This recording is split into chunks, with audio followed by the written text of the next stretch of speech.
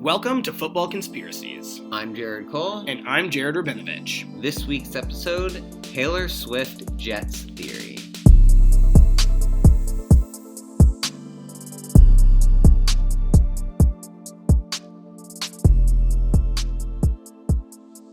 No banter for us? No. Disappointing. Nothing's happening in Week 18. Like, the Washington Redskins have made the playoffs more recently than the New York Jets. I actually love to hear that. That's some of the best news I've heard all day. Yeah. So, the last playoff appearance for the Washington Redskins was in 2015. Jets haven't made it since 2010.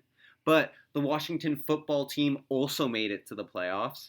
And the Washington Commanders have also made it to the playoffs. Wait, that's true, so yeah. All three of the Washington teams have made it to the playoffs before the Jets could return.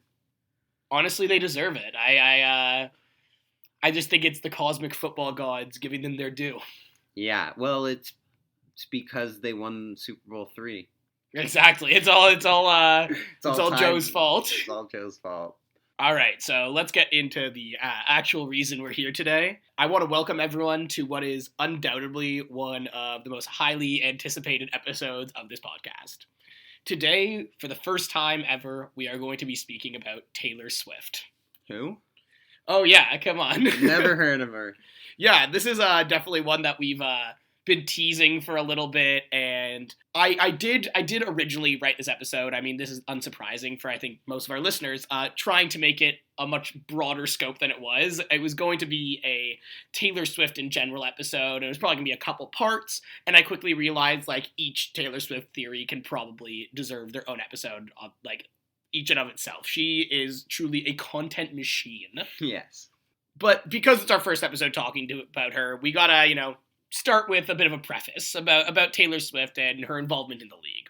So, since late 2023, I don't think it's a surprise to anyone to hear this, Taylor Swift has dominated the conversation in the NFL world and has also, in turn, been a lightning rod for conspiracy theories. After the announcement that her and Kansas City Chiefs tight end Travis Kelce were dating, late last year, there has been almost no stop to the Taylor talk, if you will, in the NFL space. For anyone familiar with the discourse, it has likely become obvious that when speaking about the topic of Taylor Swift in the NFL, tensions sometimes run pretty high. Yeah, some fans can get a little heated on their opinions. Exactly. I mean, on either ends of the spectrum. Yeah. Personally, I believe a lot of the animosity targeted towards Swift by angry NFL fans has been, largely unnecessary and unfair. I will say in a lot of cases it has been unfair, but sometimes the criticism makes sense. Did you know that in the promotional video, a 30-second video that the NFL put out at the beginning of this season, hyping everyone up, Taylor Swift was featured in the video more times than soon-to-be MVP Lamar Jackson? Yeah, And so seeing that, I mean, fans can be like, yeah, okay, let's stick a little bit more to the football. Okay, show Taylor Swift, but stick more to the football is kind of what that aspect is. Everyone has the right to complain. I'm not taking that away from anyone. That being said, I don't think it's really Taylor's fault, and she's getting a lot of shit for it, No, yes. Exactly. What I mean by unfair is that I don't think any other celebrity in the entire world would have been given the same treatment for beginning to date an NFL player. No, I mean, Simone Biles is married to a player on the Green Bay Packers. Yeah, tangentially. Oh, he's on the Bears now? Our live studio audience is giving us a correction. Did you know that Simone Biles is married to someone on the Bears? Wow, you knew that off the dome? That's crazy. Good Good for you. Yeah, but I mean, either way, I think this animosity towards Taylor Swift specifically, and not any other celebrity, Simone Biles, whoever is dating an NFL player at any given moment, is largely attributed to two things. The first is that Taylor Swift is, in my personal opinion, the most famous pop culture figure in the world, or at least in North America. 100%. Yeah, I don't think it could be debated. She is number one. She is number one by a long shot, as far as I'm concerned. And I think because of this, the fact that she's so large, in combination with the way so many people love to hate her music, it seems less shocking that so much attention has been given to her presence at NFL games, right? Yeah. She's just uber famous. Of course, attention's being given to her. But I think the second reason is a little bit more, negative and a little more on theme with this podcast. And that's the fact that Taylor Swift is a powerful woman and the NFL is absolutely full of misogyny. I firmly believe that Taylor would not have gotten nearly as much negative attention from this if she were not a woman. I understand that this parallel is not a perfect parallel to the NFL because, it's a male-dominated sport to begin with, and currently there are no openly gay men in the league, so there is no, men to compare Taylor Swift to in this specific scenario. That being said, much of the discourse I have read online has been blatantly misogynistic. I don't know if you've seen that as well. Yeah, they just go straight for the woman and not the person. Exactly, and it's not Travis Kelce who's getting shit for this, it's Taylor Swift. Yeah. Right? There's a man involved in the situation, and he's not the one who gets negative attention for it. As a matter of fact, I think there's a lot of, cheers to him for having gotten Taylor Swift. Good job for bagging her sort of vibes. Yeah, and I think this, blatant misogyny, as I put it, I think it can largely be attributed to the fact that many NFL fans, most of whom are men, obviously, are uncomfortable with a powerful woman being given airtime during football games, something that we have largely not seen much before. The best example of this I can think of, particularly towards the beginning of Taylor and Travis's relationship, is the amount of conversation surrounding how often Taylor would show up on NFL broadcasts, as you alluded to earlier. I saw many NFL fans complaining that the broadcasters should be showing us sports and not celebrities. And, complaints about how Taylor Swift is getting more airtime than football. And to be honest, I understand what you said earlier about the promo itself. But the main thing I have to say here about, her getting airtime during football games and, about these complaints is who gives a fuck? For real. An NFL broadcast is made up of roughly, as we've discovered recently, 10% football. Yeah, I think it's 2/3 of a football broadcast is no play on air. That's exactly, and a lot of that play is, a replay or whatever it is. Yeah, it's them talking about what just happened or making takes or exactly. It's basically a podcast. NFL yeah, pretty much. Yeah, the announcers are doing backbreaking work, and we would know. Yeah. So about 10% of the game is actually, football being played, and this leaves a lot of downtime to show replays or shots of people in the crowd.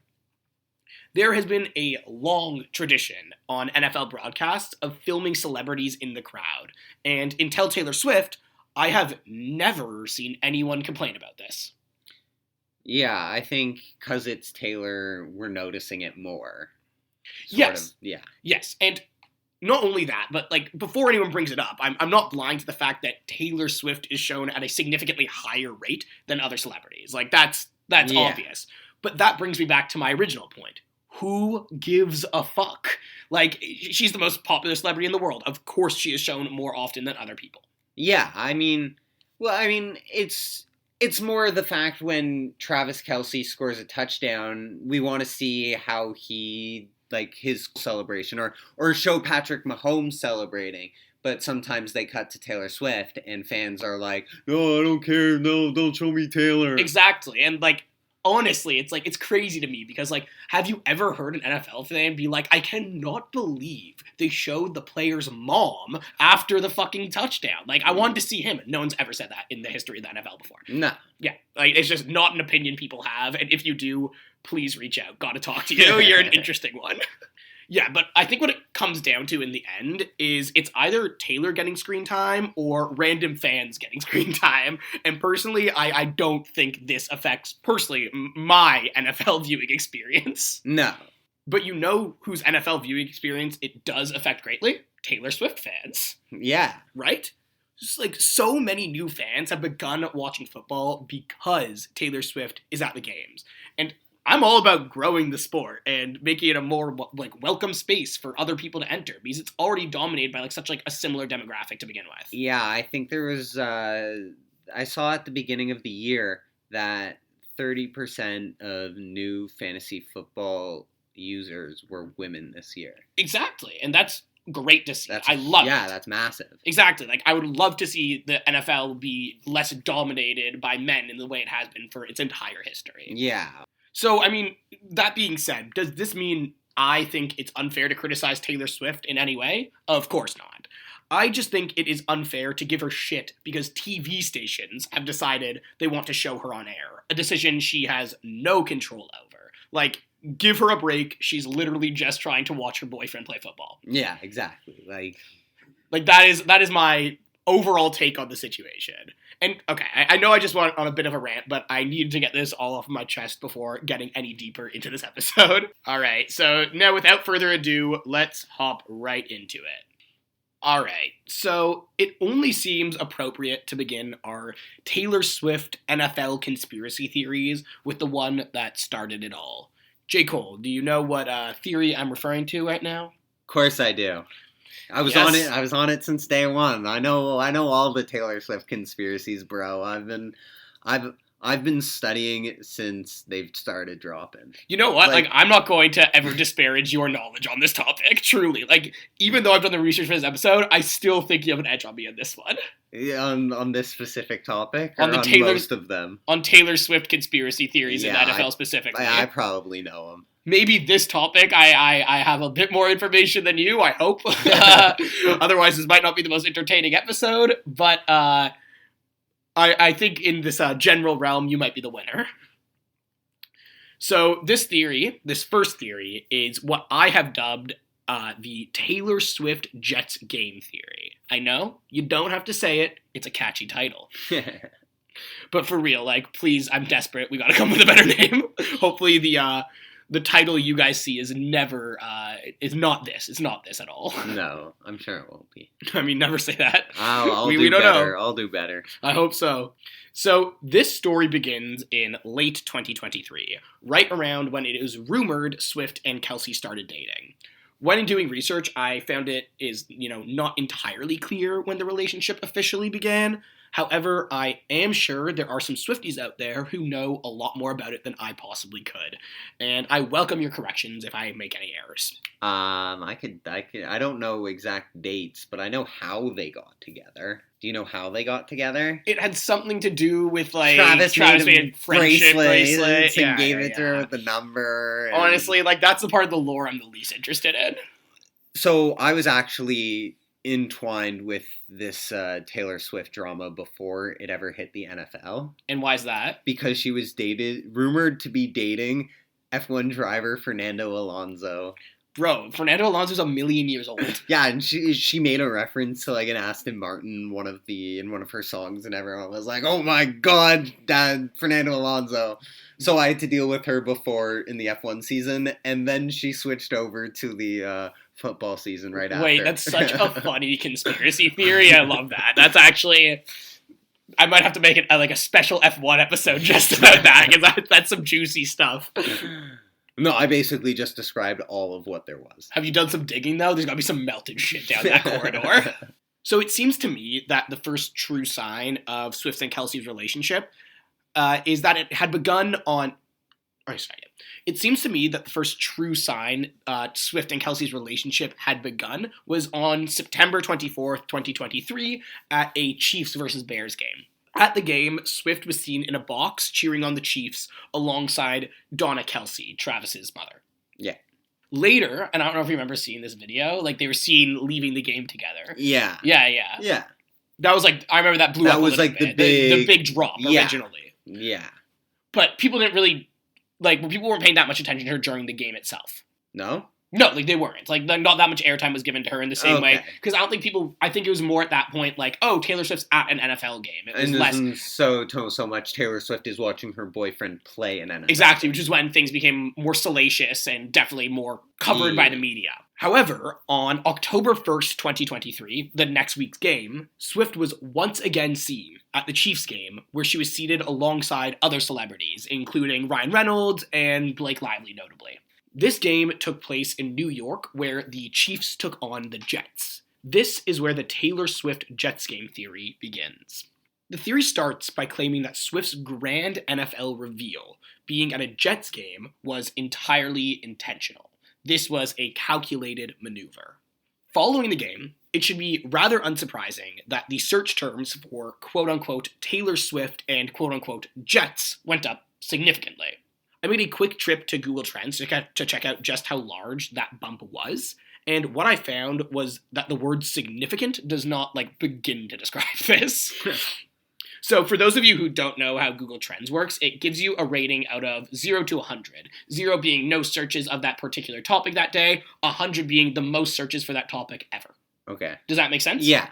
And it also does it in 1 week chunks. So you can see the search history for a given week. Week is that 0 to 100 rating is given. During the week of October 1st to 7th, 2023, the same week as the Chiefs-Jets game, the search term, quote-unquote, Taylor Swift Jets was at 100, the most it's ever been searched in its history. Okay. The next highest point, for reference, was during the week of February 11th to 17th, 2024, where the search term was at 15. So not even close. Literally 15% of what it was that first week. My best guess for this, and it's not really a guess, is that the Super Bowl took place on February 11th, a game that Taylor Swift was at, and, obviously a lot of attention was given to it. So the search term took a little bit of a bump in the Super Bowl week. Yeah, you see Taylor Swift, and you talk about, hey, remember at the beginning of the season, that Jets conspiracy, what was that again? And then they search it up, and then that's how it gets at 15. You got it. That's exactly right. However, what is more important for the sake of this theory is what the biggest spike was, not after, but before the October 1st Chiefs and Jets game, right? Yeah. This was during the week of July 31st to August 6th, 2022, so over a full year before this game, where the search trend hit 8. I know that 8 might not sound that high, but for reference, it was never higher than 1 before this or after until the aforementioned Jets game. So this was by far the biggest spike in its search term before Taylor Swift attended this game. Yeah. Now, a lot of you are probably wondering why I've taken this much time to speak about search terms and their relative popularity, and that is a good question. But these search terms are actually at the center of the conspiracy theory. I think a lot of you probably understand where this is going now. The hypothesis goes something like this. In early August 2022, a data and marketing firm called Yard reported that Taylor Swift was the #1 culprit on their list titled Celebs with the Worst Private Jet CO2 Emissions. The report identified Taylor Swift as the most frequent private jet user of any celebrity, a pretty bad moniker to have in an era of climate crisis. Yeah. She also has 2. 2 private jets. Yeah. Oh, I didn't even know that. That definitely Just to add to some more context to how much pollution she's putting into the environment. I don't understand. In case your other one's in the shop? Yeah, sometimes you want to go to the town next over to grab a candy bar, and you have a private jet to do it. But why do you need the second one? Well, because the private jet that's already there, you got to bring it back. This is actually flabbergasting. Well, it's like a car. Some people own multiple cars. It's not like you can drive them all at once, You know what? Yeah. Sometimes I want to take plane A. Sometimes I want to take plane B. You never know. No, you're right. I'm in a plane B mood today. Yeah. So this is especially bad for Taylor Swift, I would say, as her fan base is largely made up of young people and many progressive people. Given this fan base, it looks pretty shitty to be one of the world's leading emitters of carbon. Frankly, it looks shitty no matter the fan base, but it certainly doesn't help. For context on how crazy the pollution numbers she put up are, I'm telling you, these are Hall of Fame numbers. Let me share some stats that were published in this report. Swift's jet spent approximately 15.9 days in the year before this report came out. Okay. That 15.9. is absurd. That's crazy. 5% of the year this plane was flying. That's wild. Yeah, and these 15.9 days accounted for 8,293.54 tons of CO2 emissions, a number which is 1,184.8 times more than the average person's CO2 emissions. And keep in mind, this was only the CO2 emissions coming from her private jet, not her total emissions for the year. Yeah, this is only like one tiny portion of it. Exactly. Like, Yeah, she is the fucking MJ of pollution. Yeah, she definitely likes to fly wherever she wants to. Yes, it's some crazy stuff. Yeah, sometimes you gotta got across the country to go see your boyfriend's football game, but you want to be home for dinner. Of course, I mean, yeah, like, can't let the leftovers go to waste. Yeah, and then you're off to whatever city for the next stop on your tour, And, well, keep in mind, all these numbers came out in a year when she wasn't on tour. Oh, that's even worse. Yeah, this was like well before Era's tour, where she was like going around the world for like a clear reason. Yeah. She was not on tour this year. Oh, okay. Yeah. No. Yeah, looked bad. Yeah. So, suffice to say, this report certainly did not do good things for Swift's reputation. No, obviously not. And come on. We gotta. I know I'm talking about an important topic and seriously criticizing Taylor, but you can't resist the reputation joke. Oh, I see. Come on. I see. Come on. I'm Throw it in there sorry. for the Swifties out there. Yeah, I'm sorry I'm not in the know. In response to the release of this report, Taylor's representative was quoted as saying this. Taylor's jet is loaned out regularly to other individuals. To attribute most or all of these trips to her is blatantly incorrect. So she also runs a side hustle. Or is just like generous with her flights. Or Yeah. like, like her friend needs to get out somewhere. Oh, just take the PJ, you know? And yeah, while I have no reason to believe that this claim isn't true, I'm sure that it is. In my humble opinion, this does not absolve her of any culpability for the emissions caused by her jets, right? Yeah, I mean, she still owns the jet. I mean, she didn't buy the jet. Those emissions aren't in the air. Exactly. Like, I understand if someone were to disagree with this, like, specific point. That being said, I think you are responsible for the emission caused by the private jet you own, right? Like, it's pretty clear to me, whether or not you were the one riding it or not. Yeah. Yeah, it's your private jet. That plane's not flying if you're not giving it permission, right? Exactly, yeah. I believe that this is a horrifying level of pollution for one person or one person's vehicle to cause. Well, I mean, she was just the highest celebrity. Could you imagine these These non-celebrity like CEOs, billionaires? yeah, exactly, for sure. Like like any of these people who aren't celebrities who have billions of dollars. Like Taylor Swift just became a billionaire too. Exactly, yeah. Like she's not even like that rich on the scale of incredibly rich people. Yeah. Is she even a billionaire? I have no idea. I think she is though. Yeah. I'd be surprised if she wasn't. Yeah, at this point. Regardless, this report definitely changed the way that I perceive Taylor Swift. Yeah, me too. And clearly, I don't think we're the only ones to hold this opinion. Following the release of this report, I remember a lot of people coming after Taylor, many of her progressive fans particularly being upset with her. Yeah.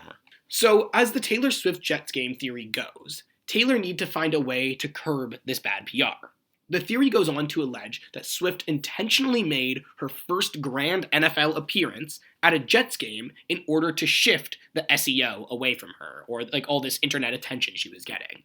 The idea being that when you search up the quoted term Taylor Swift Jets, the first results are all about her appearance at the Jets game, and the search results are about her private jet usage are drowned out. That is the motivation as to why they would have done this. I mean, Disney did this successfully. If before Frozen the movie came out, if you Google searched Disney Frozen, you would learn that Walt Disney is secretly cryogenically frozen Yeah, I've heard this one, yeah. Disney World. Yeah. But because they made that movie, if you type Disney Frozen, you now get exactly. Disney's Frozen. PR moves are crazy, and this like certainly wouldn't be like the craziest one I've ever heard, right? No. We'll talk more about like our personal thoughts on this theory shortly, but for now, let's just like speak Stick about to the the brass thread. tacks. Yeah, Exactly. Okay. I could not identify for certain who was the progenitor of this theory. There's one person I found who I feel comfortable with at least attributing a lot of the popularization of this theory to. Okay, yeah. It is possible this person, she was the one to create the theory too, though I do not have enough evidence to confidently state that. This person is named Brittany Muller. Her Twitter describes her as a marketing and machine learning consultant. On Tuesday, following this Jets game, Brittany Muller took to Twitter to speak about the coincidence of Swift's appearance at the Jets game. She went on to say this. It almost feels like she's the queen on the chessboard, Mueller says. It's a possible theory. And if it's just a wild coincidence, it's a wild coincidence. But it could also be one of the most calculated PR stunts of all time. She went on to claim that if this was a calculated maneuver, this was a quote-unquote PR masterclass. Yeah. And yeah, I totally agree with that perspective. If this was the case, brilliant move. So now that I've laid out the theory itself, I think there's two more questions that need to be asked. The first question is, if this theory is true, did it work? Well, I know the answer to that one. What do you think? Well, I know what the results are. Yeah? Yeah, well, I know what happens now when you type Taylor Swift Jets into your Google search, you will find this conspiracy, which ultimately defeats the purpose of the entire PR move in the first place. That is pretty much exactly right. Unfortunately for Tay-Tay and her PR team, when you search the term Taylor Swift Jets today, there is not a single result about the Jets game on the first page of Google. Every one of the top results is either about her private jet usage or this theory itself. Yeah. The first result is actually a subreddit called r/Taylor Swift Jets, like literally taking the search term exactly itself. Wow. This is a subreddit solely dedicated to tracking Taylor's jet usage. It has over 31,000 members. I also think it is worth pointing out that the subreddit was created on December 23rd, 2023. That means that the subreddit was created almost a year and a half after the release of the initial report, and a couple months after her appearance at the Jets game. This makes me wonder if this subreddit was created specifically in response to the theory we are discussing today, which I bet it was. Oh, 100%. Taylor Swift Jets is not just a coincidental Reddit community. That's intentionally worded so that when you type Taylor Swift Jets, exactly, you get 100%.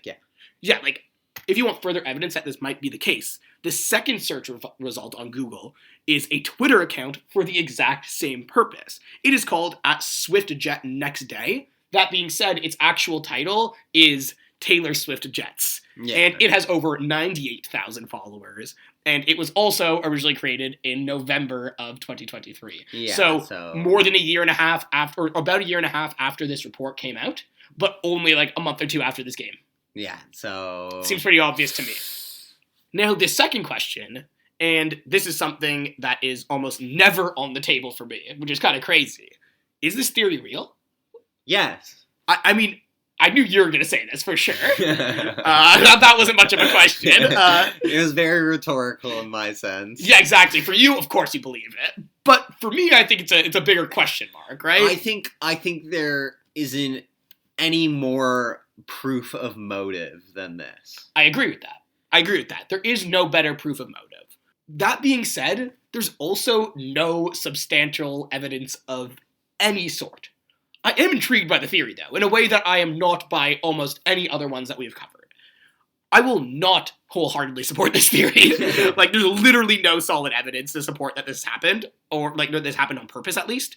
However, I do think it's entirely believable. I'm not going to bat against this one. No chance. Yeah, it's not one of the most outlandish, possibilities. It is very much a reality that could be, it's not, out of sorts, curses sort of wise. Unquestionably. It either is or it isn't. For sure, exactly. It is or it isn't. And, way crazier PR moves have happened in the past, so I don't see why this couldn't have been a PR move potentially, right? Not willing to stake anything on it, but it's possible. And hear me out. I will accept that this theory is, pretty much impossible to disprove, because you can't, disprove a negative. It's hard. It's almost impossible to prove that something didn't happen, but it is possible to prove that something did happen. And there's been no evidence that this did happen on purpose, but you can't find evidence that it didn't happen on purpose, Yeah, exactly. Yeah, it's impossible to prove that. Yeah, no, it's catch-22ing itself. Exactly, and that, I think, explains why I will not fully back this theory. Even though it's real. I mean, for you. All that being said, I will state that I think this is sketchy at the very least, and certainly deserves some further investigation. I think it's real. I don't know. I think it makes sense. She was bound to be stated again in 2023 that she was the worst polluter again. That's true. And so they may be trying to get, ahead of the game this time. oh, with all these searches coming up for Taylor Swift Jets game, when the report comes out, when they type Taylor Swift Jets, they'll still get the Jets game because those are like the popular searches. Like they've gotten a lot of views already, so they'll be high up on your search thing. But then they just got caught. And maybe this is just like even more meta now. Like people are just going to find the theory instead of the fact that she was still the highest polluter. Exactly. You know? Like, well, yeah, exactly. That's what it is. Yeah. When you type in on Google, you don't find out about her carbon emissions. You find about the theory about her carbon emissions. I was surprised. You do find out more about her carbon emissions than I originally anticipated. Okay, but there is a lot about the theory. Yeah. Definitely. I think people understood the trick, though. They understood the gambit, and they're trying to redirect it back to the pollution itself. Which, good on them. Yes. Exactly. What you should Completely be doing. agreed. So I feel like I'm coming to the conclusion of this episode, realizing one thing. I think I somehow may have managed to alienate everyone during this episode. I began by criticizing a large portion of the NFL fans. I then continued to move to criticize Taylor Swift, a move I am sure is not appreciated by, a large amount of people.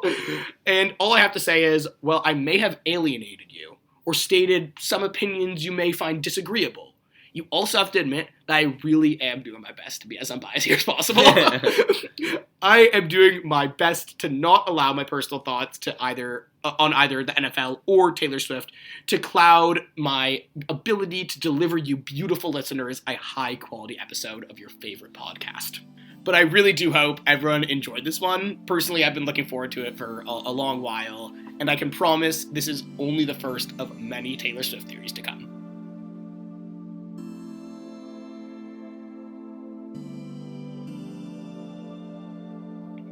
Alrighty.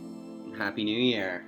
I forgot to mention. Yeah, Happy New Year. Happy New Year's from a football conspiracy. Yes. For this new year, we're just going to talk some stupid fucking NFL stats, because who doesn't love a good stupid NFL stat? You know that's one of my favorites. In 2019, the Dolphins' leading rusher was Bills and Bucks legend Ryan Fitzpatrick. Like, what? Quarterback Ryan Fitzpatrick in 2019. I'm so rattled by that. Yeah, let me give you some numbers. For sure. He had 243 rushing yards as a 37-year-old quarterback who only played in 15 games and only started 13. That's like some pretty impressive numbers to put up as a 37-year-old. As a 37-year-old quarterback, yeah. Ridiculous. Yeah, no, seriously. Jerry Rice Mm-hmm. has the most career receiving yards after the age of 40. And how many is that? 2,169. That's like a lot. Next up in second is Tom Brady with 6. Oh my god, that one trick play. I remember that. Yeah, that's so funny. Yeah, but like just to show how insane Jerry Rice's longevity was. Yeah, for sure. Yeah. I mean, the only other person who stayed around for that long was Tom Brady. He just happened to catch one 6-yard pass. Only 3 quarterbacks other than Tom Brady have 7+ conference championship appearances. Tom Brady has 7 after the age of 36 alone. Yeah, well, I mean, like, we can go on and on about just, like, Tom is the GOAT stats. Like, yeah, it's absurd. He is so by far the winningest NFL player that, like, it doesn't even compare. Yeah, it's ridiculous. Just the high level of longevity. Yes, exactly. Since 1969, the Steelers have only had 3 head coaches. Really? Yeah. Wow, that's like the most secure job in the world. Yeah, right? Honestly. That's crazy. Yeah. I guess Mike Tomlin has yet to have a losing season. Yeah, I guess, like, why would you ever get rid of him? Yeah. It's like, just consistently giving you what you need. Yeah. And this year they have no reason to be thinking about that. Yeah. Damn. And finally, I don't think Caleb Williams is going to crack this record, but the Bears have never had a quarterback throw for 4,000+ yards in a single season. Never. Yeah, I agree. I don't think this current Bears team is going to be the one to break that streak. But yeah, that's pretty. I mean, it's the Bears. It's the Bears. They're just like cursed franchise beyond Well, belief. I mean, not with this O-line, and I don't know if Caleb Williams is even that guy who could do that. No, I agree. Like, there's so much about that team that needs to be fixed that I know it's not going to be anytime soon that record is even is broken. touched. Even touched. Exactly. Yeah, so those are some stupid-ass stats I found. I appreciate those. Yeah. I particularly enjoy Tom Brady's six receiving yards. Yeah, I mean, you never know what a 40-year-old is going to do on offense. Well, I mean, yeah, we've seen it like thrice, so yeah, that makes sense. Thank you for listening to this week's episode. You can find us on Twitter at FB Conspiracies, where we will post all the graphics and links we spoke about during this episode. You can also reach us by email using fbconspiracies@gmail.com. A special thanks to Blaze for the music. If you enjoyed, consider leaving a review. Join us next week for more football conspiracies.